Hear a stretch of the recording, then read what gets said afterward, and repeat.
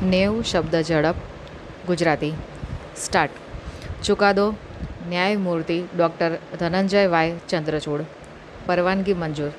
ગુજરાત સરકાર દ્વારા 5 માર્ચ 2021ના રોજ બહાર પાડવામાં આવેલા સરકારી ઠરાવને પડકારવા માટે અપીલકર્તાએ ગુજરાત હાઈકોર્ટ સમક્ષ બંધારણના અનુચ્છેદ 226 હેઠળ જાહેર હિતની અરજી દાખલ કરેલ. પૂર્ણવિરામ. ગાંધી આશ્રમ કૌંસમાં સાબરમતી આશ્રમ તરીકે પ્રસિદ્ધ અલ્પવિરામ, જે મહાત્મા ગાંધી અને કસ્તુરબા ગાંધીના લખાણો, ફોટા અને મલ્ટીમીડિયા સામગ્રી તથા તેની હદ અને આસપાસના વિસ્તારના સંરક્ષણ માટે સ્થાપિત એક ચેરિટેબલ ટ્રસ્ટ છે. અલ્પવિરામ.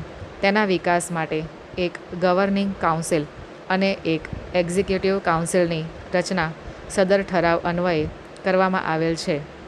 પૂર્ણવિરામ.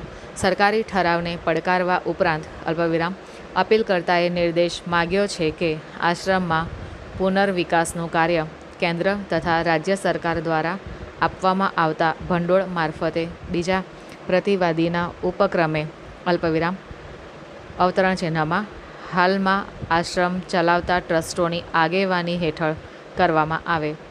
અવતરણ ચિહ્ન પૂરા. પૂર્ણવિરામ. અપીલકર્તાના જણાવ્યા અનુસાર પુનર્વિકાસનું કાર્ય બીજાથી સાતમા પ્રતિવાદીની દેખરેખ હેઠળ રહેવું જોઈએ.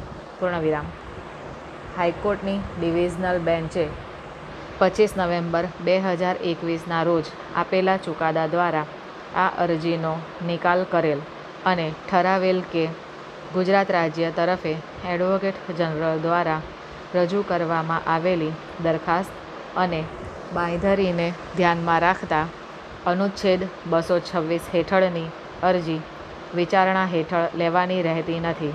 પૂર્ણવિરામ. હાઈકોર્ટના ચુકાદાના અંતિમ ફકરામાં ઉલ્લેખિત બાંયધરી તથા તેઓની રજૂઆત વાદગ્રસ્ત ચુકાદાના ફકરા નંબર 7માં નોંધવામાં આવેલ છે. અલ્પવિરામ. જે ચુકાદાના અંશો નીચે મુજબ છે. પૂર્ણવિરામ. 1.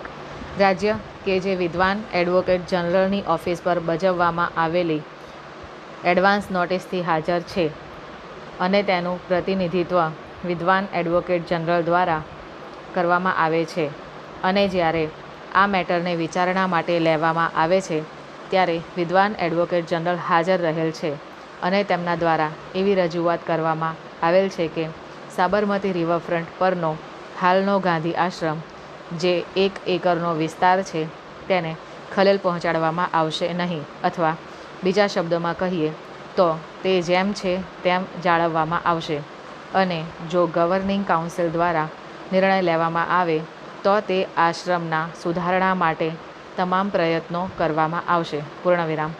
તેઓ એવી પણ રજૂઆત કરે છે કે રાષ્ટ્રપિતા ગાંધીજીના ફિલસૂફી, મૂલ્યો અને ઉપદેશો બાબતે લોકોને ઉત્સાહિત કરવા અને શિક્ષિત કરવા માટે આ વિશાળ પરિયોજના હાથ ધરવામાં આવી છે અને તેઓ જણાવે છે કે જ્યાં ગાંધી આશ્રમ સ્થિત છે તે જગ્યાના 1 એકર વિસ્તારમાં રાજ્ય તેવી કોઈપણ પ્રવૃત્તિ હાથ ધરશે નહીં.